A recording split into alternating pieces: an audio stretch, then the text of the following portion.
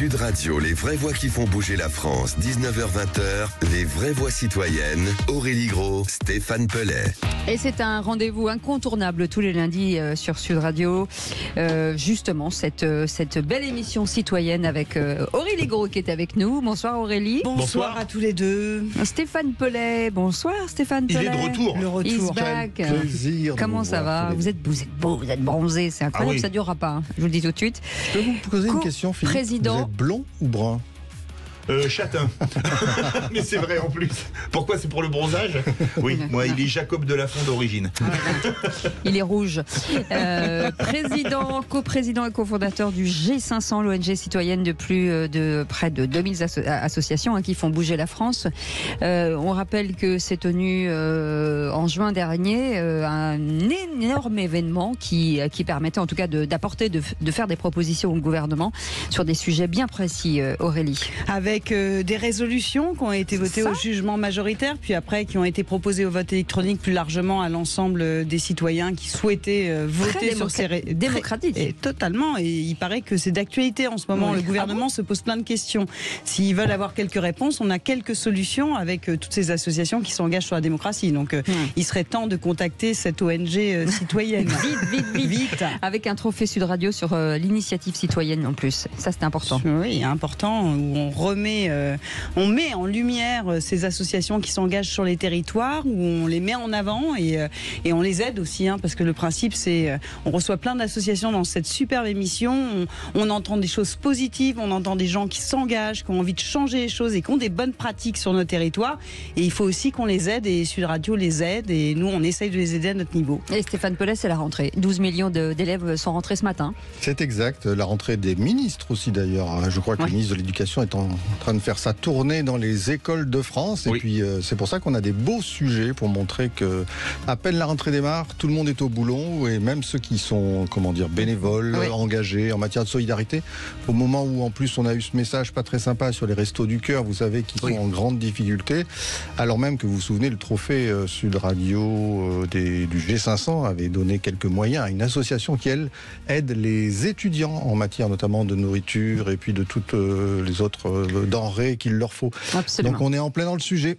Allez, au sommaire de cette émission, on l'a dit, inégalité scolaire en France, un fossé qui se creuse. Selon le CDE, la dernière décennie a vu s'aggraver les inégalités scolaires en France, alors que 80% des élèves des écoles favorisées atteignent les compétences en français attendues en fin de troisième. Ce chiffre chute drastiquement à 35% dans les établissements défavorisés.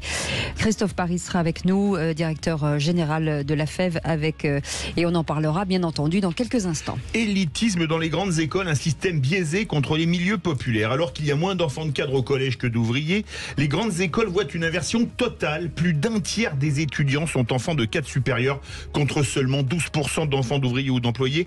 Comment égaliser les chances pour tous? Jules Citruc, président du Protis Club, merci avec lui d'être avec nous ce soir. Et bienvenue, c'est les vraies voix citoyennes. Les vraies voix Sud Radio. À l'université, il y a 3 fois plus d'enfants de cadres que d'enfants d'ouvriers. Et on est même à 10 fois plus dans les écoles de commerce et d'ingénieurs. Je vois pas en quoi c'est une inégalité. Peut-être que les gosses de cadres font des meilleures études parce qu'ils bossent mieux à l'école. À un moment donné, les beaux diplômes, ça se mérite. Attention, t'es en train de mélanger inégalité et injustice. Une inégalité, c'est le constat statistique, chiffré, qu'une catégorie particulière de la population n'a pas le même accès que les autres à certaines choses. Et voilà, c'est un message qui en dit long, en tout cas, sur la situation, Stéphane Pellet. Bonsoir Christophe Paris, merci d'être avec nous. D'abord, pour qu'on comprenne bien, Stéphane Pellet, ce qu'est la FEV. Alors c'est une association dont on retient entre guillemets pas tout à fait le nom, parce que la FEV c'est pas simple, mais par contre ce sont les étudiants pour la ville. Au départ c'était ça. Il y a 30 ans, un certain nombre d'étudiants s'engageaient en disant il y a des quartiers où c'est plus difficile et il faut que nous aussi on donne la main à la pâte. Et donc était créée cette grande association. Depuis elle a grandi, elle est dans tous les départements. Il y a même à sa tête un directeur général, c'est Christophe Paris. Et donc on aimerait bien que vous nous rappeliez ce lien entre les quartiers et les campus, et surtout comment on peut s'engager, mais on y reviendra tout à l'heure parce que je pense que vous avez besoin tous les jours de nouveaux étudiants qui s'engagent. Il y a une association qui a 30 ans déjà, c'est bien de la rappeler aussi. Oui, c'est ça. C'est vraiment la création de la FEF, c'est vraiment au départ un engagement contre les inégalités. Vous en avez parlé en France, mais comme dans d'autres pays en Europe, on est vraiment. Il y a une reconduction très forte des inégalités et l'école n'arrive pas à combler ça. Et on est même plutôt dans un phénomène de renforcement. Et en fonction d'où on est, dans quelle famille on est, nos chances de réussite à l'école sont vraiment complètement différentes. Et que c'est pas une question de mérite, c'est pas une question d'effort, c'est vraiment la reproduction des inégalités. C'est un constat. Et c'est un constat qui est durable et qui est fait par d'autres aussi. Vous citiez tout à l'heure l'OCDE. Et donc nous la FEF, c'est la volonté, c'est un refus de cette situation en se disant quand même dans ces quartiers-là, à côté de ces quartiers-là, il y a des universités. Pourquoi on ne crée pas un pont entre ces campus et ces enfants et on va mettre en place un système de solidarité entre les étudiants et les enfants et avec une idée qui permet de tordre le cou. Nous, on démontre quelque chose, on tord le cou à ce qu'on a une idée reçue. Les jeunes, ils s'engagent plus. Non, c'est pas vrai. Les jeunes s'engagent et d'ailleurs même. Il faut juste leur montrer le chemin. Oui, le chemin. Il faut juste comprendre d'une part que les envies d'engagement ont changé, que effectivement proposer à un jeune de venir dans une réunion pour réfléchir à une réunion qui va déboucher sur une réunion, c'est pas forcément l'idéal. C'est très français, ça. C'est très français. Et alors par contre, si on leur dit voilà, nous on a besoin que tu te mobilises 2 heures par semaine et que tu aides concrètement un enfant, ils nous disent ok banco et la FEF démontre que c'est vrai parce que nous il y a 20 000 étudiants qui se sont mobilisés l'année dernière, toutes les semaines, pour accompagner un enfant et un jeune dans son parcours. Mais comment expliquer, alors que théoriquement le système français est le plus redistributif et le plus égalitaire, qu'il soit à ce point inégalitaire? Ça, c'est une question que je me pose depuis des années. Attendez, docteur David, avant que ne réponde monsieur le directeur général Christophe Paris, non, pas en matière éducative. C'est précisément la grande marque de fabrique du système français qui est très inégalitaire en matière éducative, qui est capable de fabriquer les meilleures élites, les 20% les plus exceptionnels. On a les plus grands mathématiciens du monde, les Medal Fields par exemple. Mais Christophe, je crois, vous pouvez nous le dire, ce système par ailleurs est inégalitaire. Déjà qu'il est très redistributif. Mais pas en matière éducative. Non. Oui, la question des inégalités, comment elles se créent, comment elles se développent, c'est le croisement d'éléments. Et effectivement, dans un certain nombre de quartiers, comment dire, dans un parcours, 80% des enfants qui sont en difficulté en CM2, ils étaient déjà au CP. Je vais vous donner un exemple très simple pour montrer que... Proche du micro. Hein. Oui. Proche du micro. Dernière année de maternelle, il y a des enfants qui... moi je l'ai raté, donc c'est pour ça alors. Dernière année de maternelle, il y a des enfants qui chez eux, régulièrement on leur lit des histoires, on leur lit des livres, et donc ils sont passés rapidement à l'oral, et ils sont à l'école et ils profitent pleinement des exercices mis en place par la maîtresse de dernière année de maternelle. Celui qui, chez lui, a pas de livre, parle pas la langue ou parle très peu, arrive à l'école maternelle, il n'a pas tout ça. Il n'a pas tout ça. Et quand il arrive au CEP, il y en a un... l'apprentissage de la lecture se fait naturellement. En novembre, décembre, janvier. Pour l'autre, rentrer dans la lecture, c'est l'Himalaya et le Mont Blanc réunis. Et c'est pas qu'une question d'enseignant. Et donc nous, par exemple, avec les étudiants, ils font quelque chose de très simple. Ils vont avec un livre sous le bras, toutes les semaines. Ils vont lire à l'enfant, ils vont échanger avec le livre, avec l'enfant, ils vont l'emmener à la bibliothèque, ils vont expliquer aux parents qu'ils ne le savent pas, que la bibliothèque c'est gratuit en France pour les enfants, et qu'il peut ramener un livre, et on lui demande de choisir un livre. Et la maîtresse nous dit, bah oui, les évaluations qu'on fait montrent qu'il a envie d'apprendre. Et donc, il y a et je pourrais vous parler de l'orientation, en fin de 3e, celui qui trouve le bon stage, et celui qui est toujours dans le stage kebab. On pourrait parler aussi des premiers pas à l'université. Les premiers pas à l'université, où celui qui a les moyens d'avoir un logement, il y a, à chaque moment du parcours, il y a des éléments où on demande à l'enfant d'avoir des compétences transversales inégalitairement réparties. Surtout, Christophe Paris, c'est aussi un problème géographique, parce que avoir un bon stage, faut pouvoir y aller surtout, parce que quand on a des parents qui habitent à 20 km d'une grande ville, c'est compliqué de faire un stage. C'est une question de mobilité, c'est une question de confiance, c'est une question de réseau, c'est une question de moyens, c'est une question de capital culturel, c'est tout ça qui se joue. Et l'école ne peut pas tout.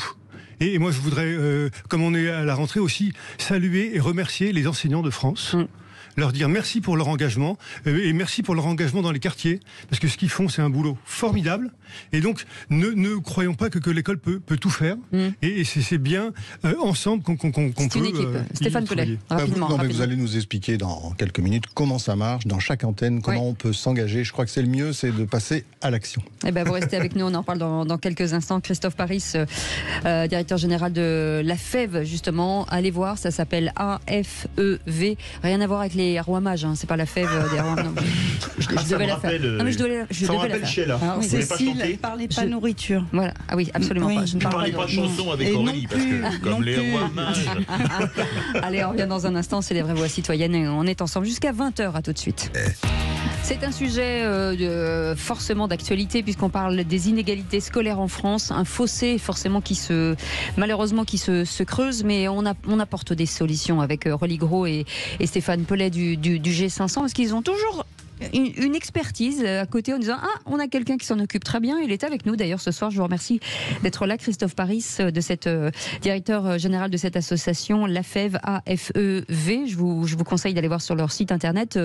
Stéphane Pellet, là on est vraiment dans des solutions en fait. Exactement, disons-le tout net. Donc depuis 30 ans qu'a été créée la FEV, maintenant vous êtes dans tous les départements, autour de toutes les universités, et donc ces fameux 20 000 étudiants donnent du temps.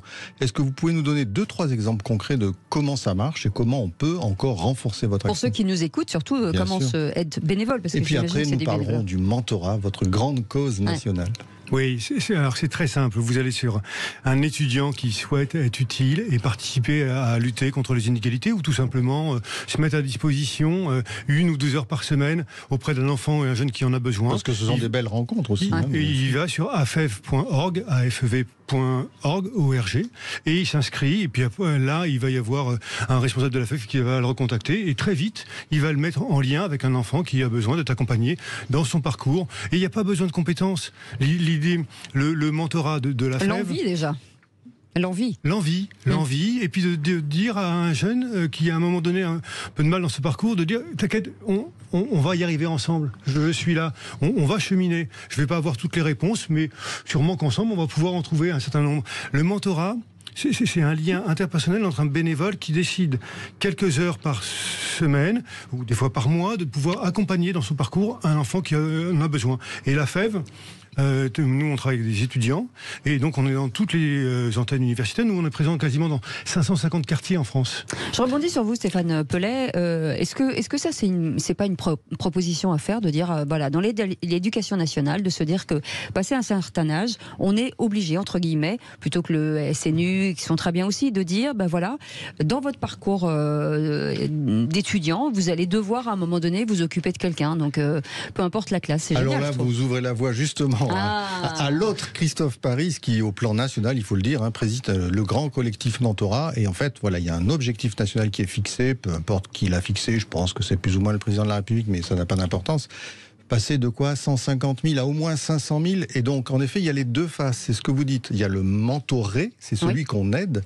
Et il y a le mentor, excusez-moi, qui lui aussi peut, dans son entreprise, dans son parcours étudiant, un peu plus âgé que les autres et tout ça, tranquillement, faire ça. Et donc, c'est un grand enjeu national. On va certainement avoir un levier énorme. Mais peut-être l'obliger. Répondre concrètement à ça. Ça obligatoire. Pour répondre, nous, on contourne la question de l'obligation, en tout cas pour l'instant.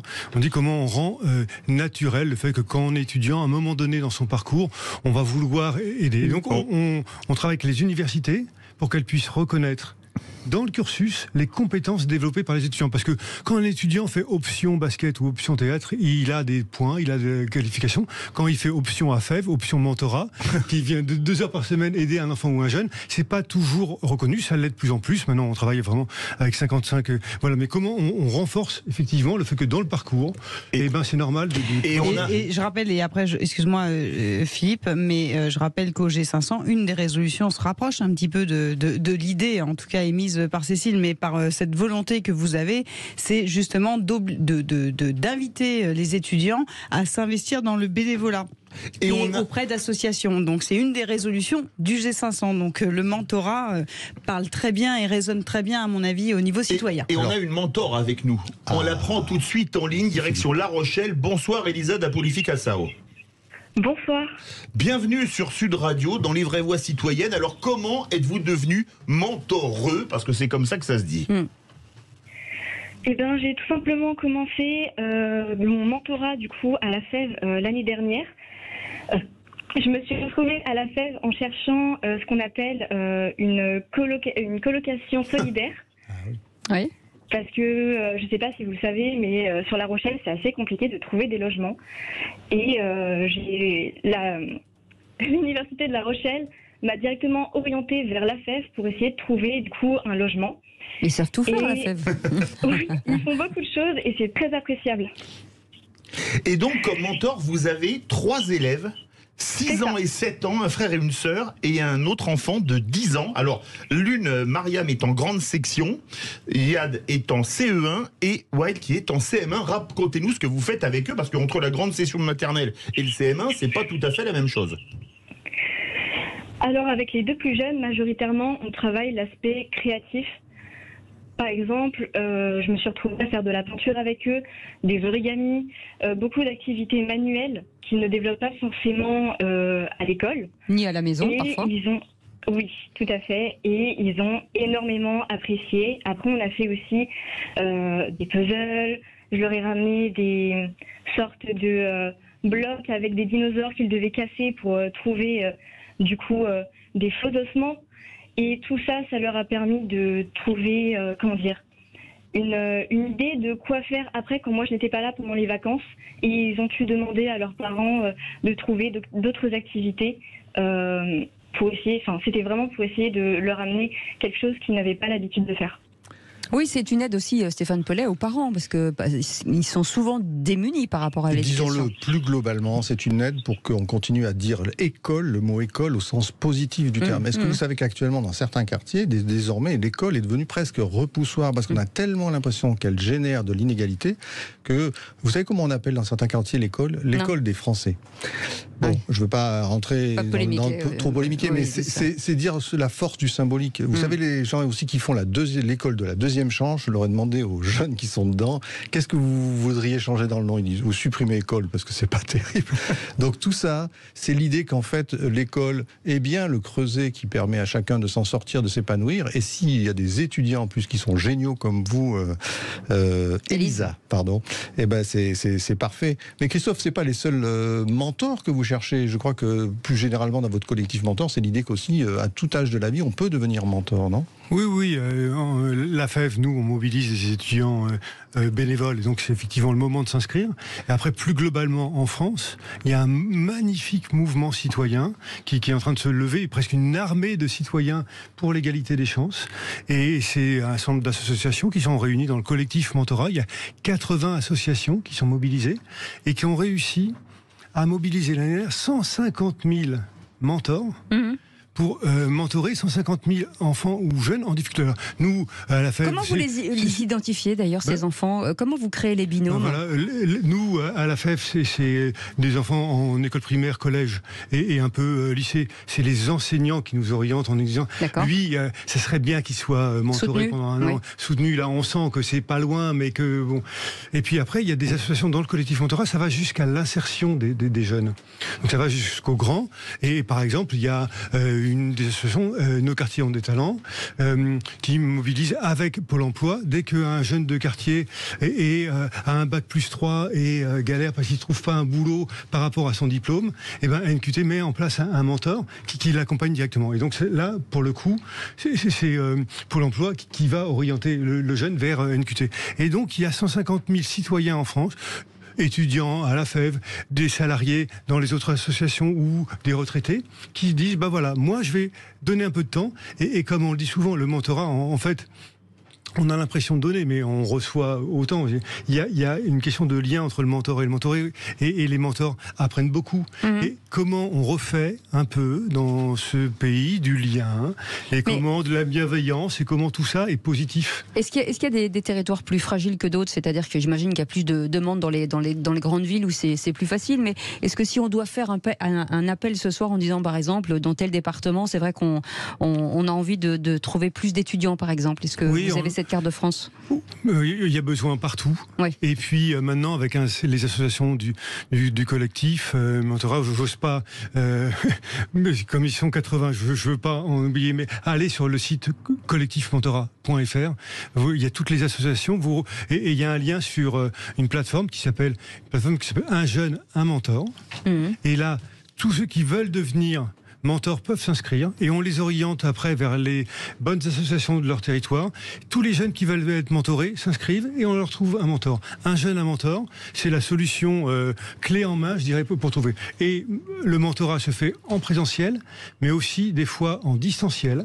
Ah oui, ce qui permet de toucher des jeunes qui sont dans des territoires ruraux, éloignés des centres-villes, où il ne va pas y avoir forcément le mentor salarié ou le mentor...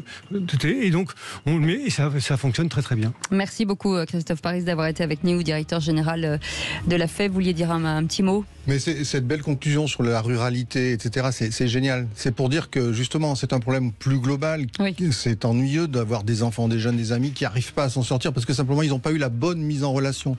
Donc il faut arrêter avec ce système français beaucoup trop parisien, élitiste et centralisé. Et grâce à ça, je pense qu'on peut faire une France plus belle. Et ben justement, vous parliez d'élitisme dans les grandes écoles. On va en parler dans quelques instants. Un système biaisé contre les milieux populaires. On va en parler avec Jules Citruc, président de Protis Club. En tout Protis Club. Ou pardon, excusez-moi. En tout cas, on en parle dans quelques instants. 0826 300 300. Vous pouvez bien entendu réagir. On revient dans un instant. À tout de suite. Sud Radio, les vraies voix qui font bouger la France. 19h-20h, les vraies voix citoyennes. Aurélie Gros, Stéphane Pellet. Une émission qui fait bouger la France, en tout cas qui développe les engagements, enfin qui en tout cas stimule l'engagement de ceux qui s'engagent. Donc finalement c'est une vraie chaîne de solidarité avec Aurélie Gros et Stéphane Pellet du G500. Allez voir sur le site internet d'ailleurs G500, hein. On y va. www.sommetcitoyen.fr. Voilà, fait vachement moins bien que moi. Mais allez-y pour voir. www.sommetcitoyen.fr. Oui, non, mais là c'est le téléphone rose.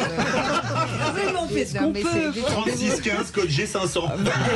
Voilà pour ceux qui ont encore le Minitel. Mon Dieu. Allez. Il y a quelques instants, on parlait du mentorat, puisqu'on est sur ce sujet finalement des difficultés avec l'école et la disparité des possibilités des uns des autres. Ce qui est possible pour l'un n'est pas forcément pour l'autre aussi, et ça crée forcément des inégalités. Jules Citruc est avec nous. Bonsoir, merci d'être avec nous.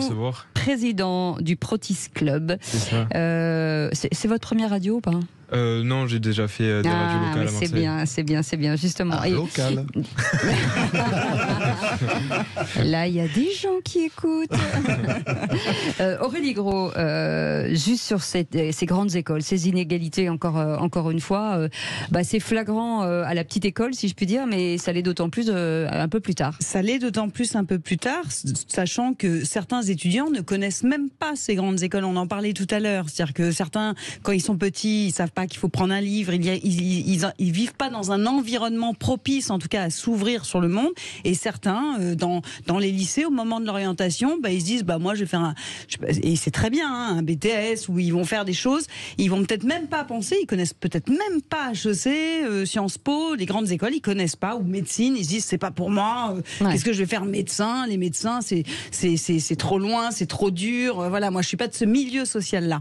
Et ce qui est intéressant chez Jules Citruc qui a monté cette association, c'est qu'il arrive, un exemple concret qui se trouve à Marseille, dans notre ville. Comme par hasard. Oui, notre ville étoile. Il a réussi à attirer beaucoup de jeunes issus de tout milieu, de tous les quartiers, avec deux choses.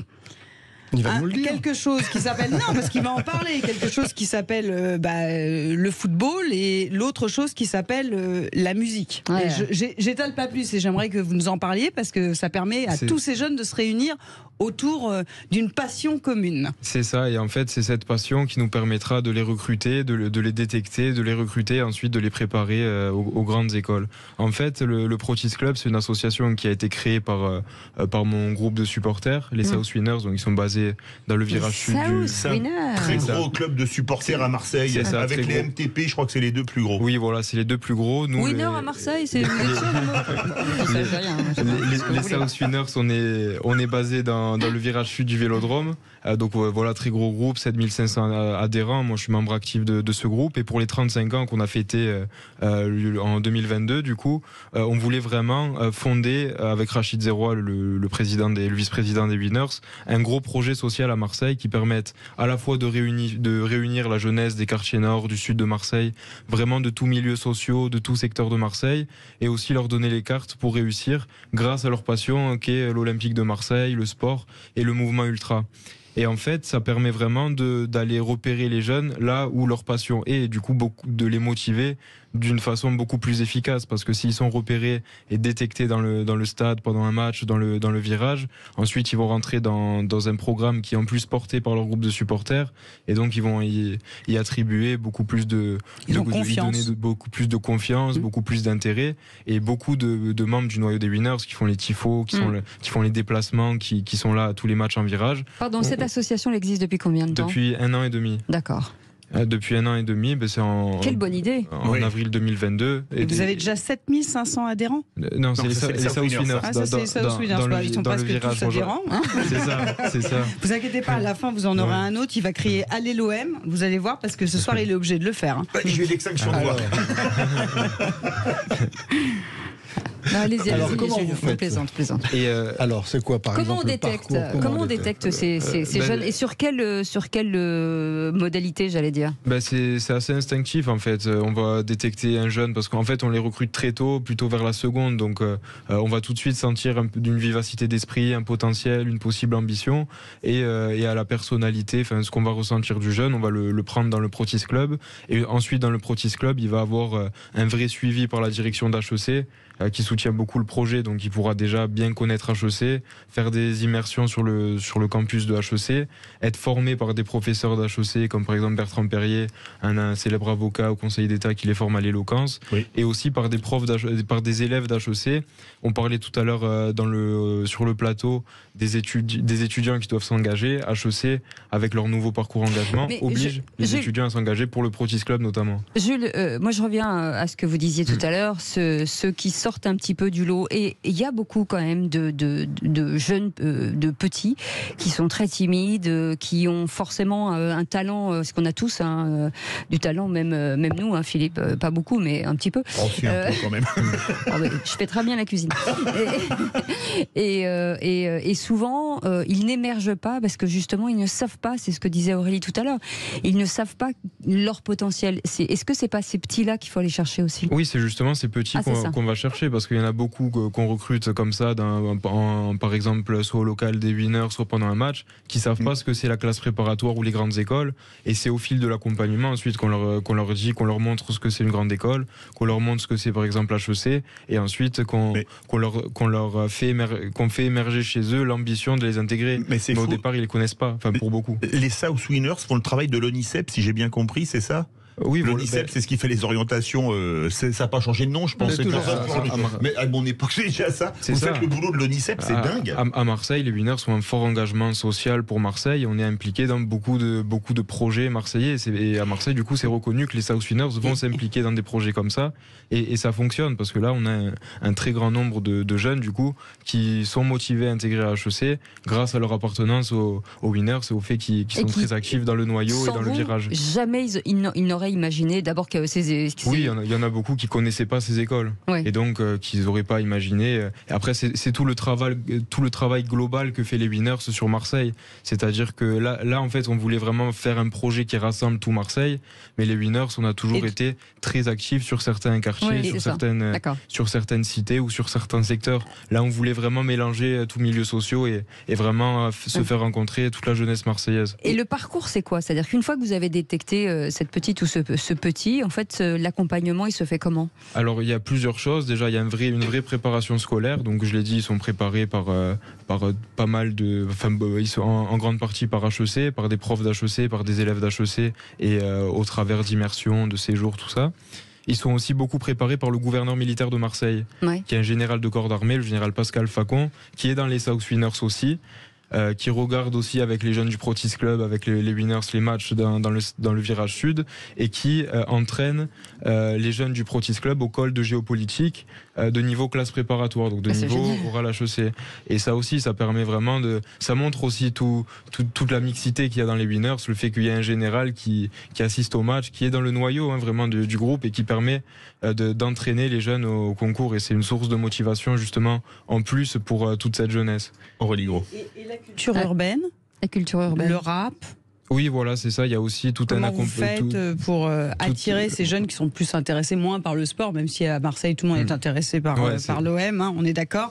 Mais c'est vrai que la culture urbaine, vous avez certains grands rappeurs à Marseille. Voilà, il y a beaucoup de vous les repérez comment de rappeurs à Marseille. En fait, à Marseille, il y a aussi une vraie activité, on va dire, qui se fait autour de cette culture urbaine, et beaucoup d'associations qui travaillent autour de ces sujets-là. Donc ça permet aussi de repérer beaucoup de jeunes.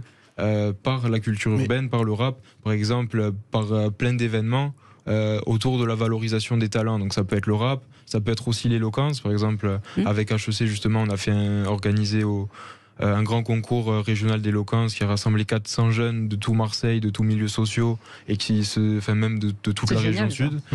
Et c'est aussi tous ces événements-là de valorisation des talents qu'on développe avec HEC qui permettent justement de repérer beaucoup de jeunes, parce qu'ils viennent à ces événements, ils y viennent aussi pour se faire des amis, pour montrer qu'ils ont du talent, soit dans le rap, soit dans l'éloquence, la prise de parole, etc. Et après, forcément, ils vont rencontrer des jeunes qui sont déjà membres du Protis Club.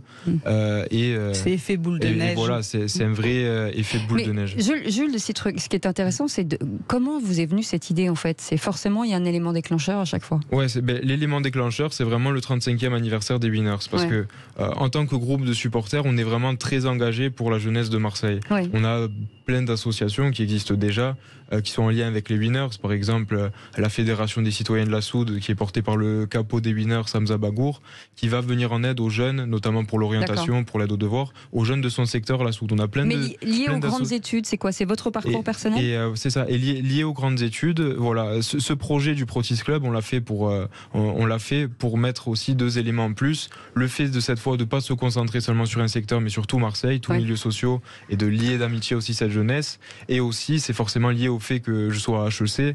Et donc, si vous voulez pointer un truc, c'est que Jules Citruc, excuse-moi le jeu de mots, il est très modeste. Non, mais c'est ça qui est intéressant. C'est ça qui est intéressant. On parlait de mentorat tout à l'heure, c'est ça. On parlait des jeunes qui ne s'engageaient pas, et on a l'exemple d'un jeune en fin d'études, mais quand même, et qui s'engage et qui monte une association.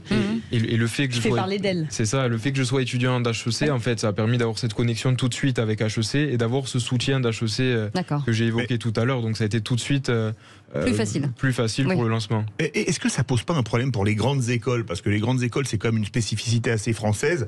À part dans un secteur très pointu, Supaéro, qui est à Toulouse, et les différents Sciences Po et les différents Subdeco, tout est à Paris. Et un Marseillais, un Toulousain, un Brestois, il a des coûts de logement qui vont être très importants, surtout en Ile-de-France, par rapport à un Parisien qui pourra rester chez ses parents. Est-ce que ça crée pas une injustice territoriale, pas dans la ville, mais au niveau national? Ah oui, forcément, le fait que ce soit très centralisé, ça crée des injustices. C'est pour ça aussi parce que les injustices, elles se créent dès le début du lycée. C'est pour ça qu'on recrute les jeunes vraiment de façon... Même avant. Enfin voilà, très, très jeunes, même avant le début du lycée. Nous, on les recrute en seconde parce qu'au moins, on a 3 ans pour déployer un vrai programme de qualité. Parce qu'on se dit qu'en 3 ans, même un jeune qui ne sait pas trop donner les moyens, avec un vrai accompagnement comme ils ont par HEC, par le gouvernement militaire, par le lycée Provence, qui est un lycée d'excellence à Marseille, qui aide beaucoup les jeunes du Protis Club. On est sûr qu'en 3 ans, il fera des progrès et qu'il pourra prétendre aux grandes écoles. Eh bien, vous restez avec nous, Jules Citruc, président de Protis Club. On aura des témoignages dans quelques instants, justement, sur cet accompagnement. Avec vous, Aurélie Gros, et vous, Stéphane Pellet, du G500. Vous pouvez aller sur leur site internet. Essayez encore, Stéphane. www.sommetcitoyen.fr. Voilà, avec l'accent. Très bien, restez avec nous, on revient dans un instant. On est avec Philippe David et tous nos invités jusqu'à dans une dizaine de minutes. Forcément, ce jour de rentrée scolaire, et on espère que ça s'est bien passé pour tous les élèves. 12 millions d'élèves ont passé la porte de l'école, et on parle des inégalités dans cette vie scolaire, en tout cas dans cette vie de jeunes enfants jusqu'aux grandes écoles. Et pour éviter les inégalités, il y a des associations qui s'engagent. D'abord, en première partie, on revenait sur l'AFEV, AFEV. Je vous conseille d'aller voir sur leur site internet, sur des systèmes de mentorat, c'est-à-dire que vous êtes il n'y a pas que ça, hein, mais vous êtes un élève, vous avez envie d'aider un jeune, et vous suivez son parcours et vous lui donnez la possibilité d'avoir accès à pas mal de choses. En tout cas, vous lui offrez votre expérience et votre expertise. Et puis Jules Citruc est avec nous, président de Protis Club. C'est pareil, Jules Citruc, aujourd'hui, c'est la possibilité à des jeunes plutôt de quartiers défavorisés, mais pas que, puisqu'on parle à tout le monde, de se dire peut-être que moi, on m'en a jamais parlé, je peux aller un jour dans une grande école et vous les aider à avoir ce parcours. Voilà, c'est ça, c'est que on va les recruter dans plein de milieux différents, que ce soit le virage, les South Winners, par tous les événements qu'on va organiser à Marseille pour valoriser leurs talents. Et du coup, effectivement, une fois qu'ils intègrent le Protis Club, ils sont très en lien avec HEC Paris, et ils sont ils sont vraiment poussés par l'école et par sa force de frappe et son savoir-faire en termes d'égalité des chances. En tout cas, s'ils vont pas à HEC, ils pourront aller dans une autre grande école. En tout cas, ils auront déjà. Ils se donnent cette ambition d'intégrer les grandes écoles. Et Philippe David disait tout à l'heure qu'effectivement, il y avait une inégalité de territoire, puisque toutes les grandes écoles se trouvent plutôt à Paris. Donc là, je faisais un lien avec la FEV, et notamment un des projets dont on n'a pas parlé tout à l'heure, qui sont les colocations, un projet solidaire. Et je pense que c'est peut-être une mise en relation très intéressante qui est en train de se jouer là, pour que ces jeunes qui habitent plutôt dans d'autres régions que la région parisienne puissent être logés facilement au plus près des grandes écoles. Et nous avons un membre du Protis Club qui est avec nous. Bonsoir Émilien Dupont-Carrette. Bonsoir. Bonsoir, merci d'être en direct sur Sud Radio. Comment ça s'est passé votre entrée au Protis Club? Allez-y, expliquez-nous tout. Bon, Jules Citruc est extrêmement sympathique, ça c'est clair, mais le reste. Ça, je vous l'assure. Alors j'ai été en contact au sein même de mon lycée avec déjà un membre du Protis Club qui était depuis le début. Et donc il m'en a parlé, et c'est vrai que le domaine de l'entrepreneuriat m'intéresse énormément. Et du coup, ça m'a particulièrement interpellé, et j'ai décidé d'envoyer un message à Jules Citruc pour envisager une rencontre, etc. Et de fil en aiguille, je me suis bien entendu avec les membres et avec Jules Citruc, et j'ai fini par intégrer cette association. Et aujourd'hui, vous êtes dans quelle, j'allais dire quelle classe Ça se fait pas à votre âge de vous demander ça. Quel est votre, en tout cas, projet futur de grandes études? Oui, là actuellement, je viens de rentrer en terminale, et j'envisage de faire une classe préparatoire vers le commerce, et ensuite d'intégrer une des grandes écoles parisiennes. Mais Émilien, pardon, je vous coupe. Émilien, vous aviez imaginé pouvoir avoir cette trajectoire ou J'y ai toujours un peu pensé dans un coin de ma tête, mais je ne sais pas si j'aurais eu les moyens de le faire, et surtout la motivation. Mais c'est vrai que là, maintenant qu'on est poussé et entraîné vers ça, j'ai plus que ça en tête. Et comme quoi l'accompagnement, Jules, c'est ça qui est important. C'est ce qu'on parlait de mentorat tout à l'heure, c'est de se sentir encadré et boosté. Oui, voilà, c'est ça. Il y a un vrai accompagnement qui permet du coup de se dire dans 3 ans, par exemple, vu qu'on les recrute en seconde, dans 3 ans, j'aurai le niveau pour intégrer de très belles classes préparatoires et pour intégrer HEC. Donc Est-ce que Protis Club va se... Là, on parle beaucoup d'HEC, mais il y a d'autres grandes écoles. Est-ce que ça veut dire qu'il va y avoir des partenariats avec d'autres grandes écoles? Pour l'instant,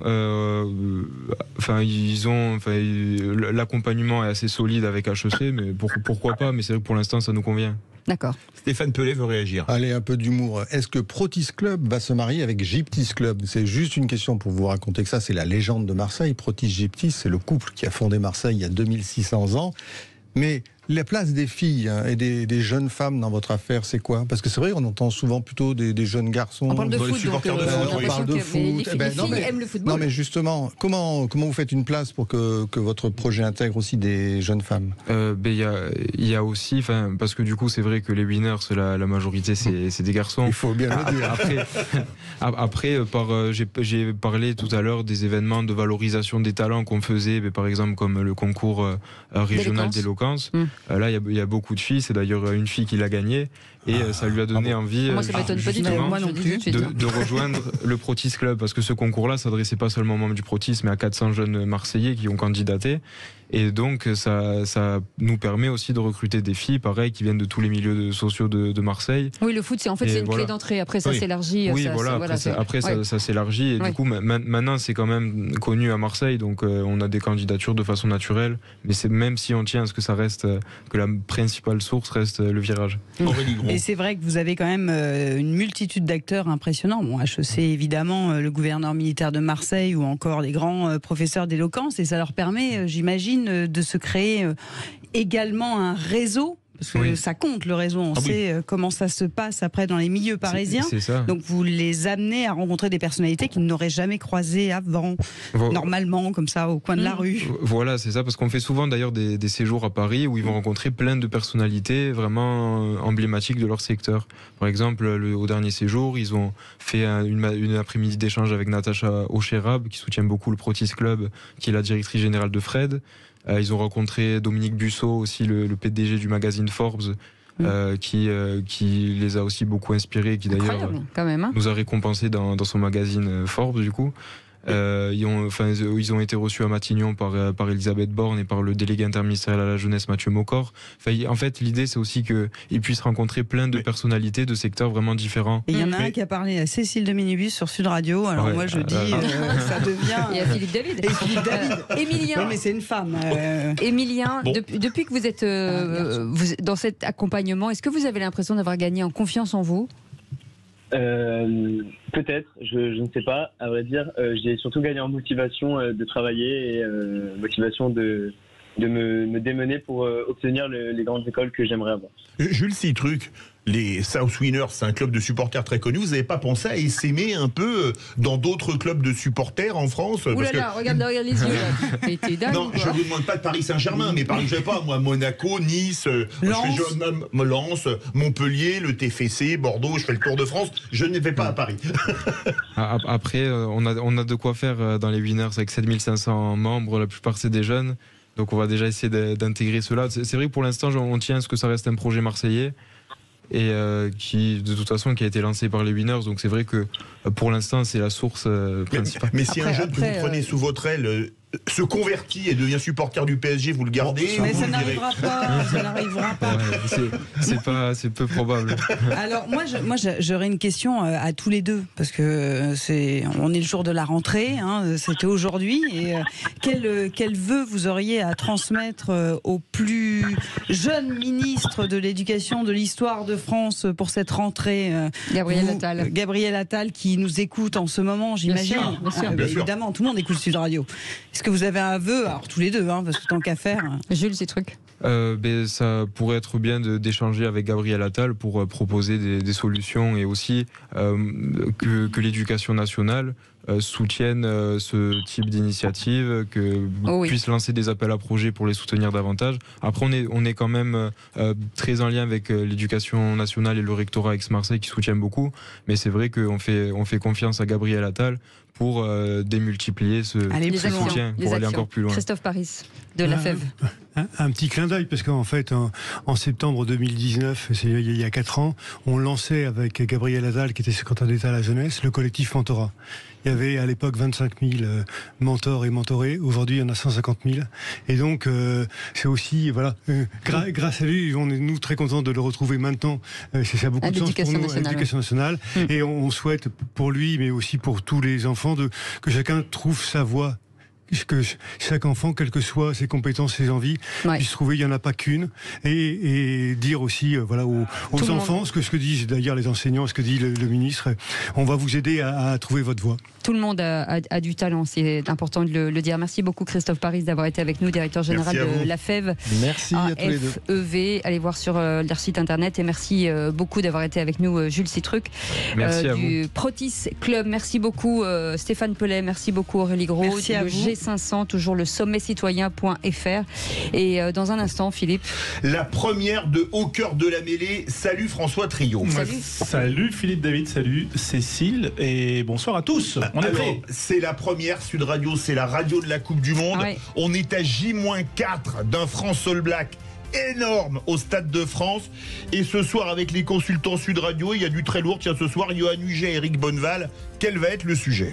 Eh ben, le sujet, c'est d'abord l'actu du jour, des débats aussi, parce que l'actu du jour, elle se situe autour du 15 de France, autour d'une polémique qui touche un joueur et qui enfle, qui s'appelle Bastien Chalureau. On va y revenir. Il y aura Jean-Pierre Rive aussi qui sera notre invité. Casque d'or. Et on parlera également du 15 parlementaire qui brille actuellement dans sa Coupe du Monde à lui, parce que c'est ça aussi la Coupe du Monde. Ça brille. Et puis bien sûr, il y aura des cadeaux. Et oui, des ballons à gagner, des cadeaux pour vous, les auditeurs Sud Radio. Et la Coupe du Monde de rugby, c'est exclusivement, bien entendu, sur Sud Radio avec les meilleurs. Merci beaucoup en tout cas à vous, et avec Philippe David, on vous retrouve demain à 17h. Passez une belle soirée et une belle émission avec nos rugbymen. À demain.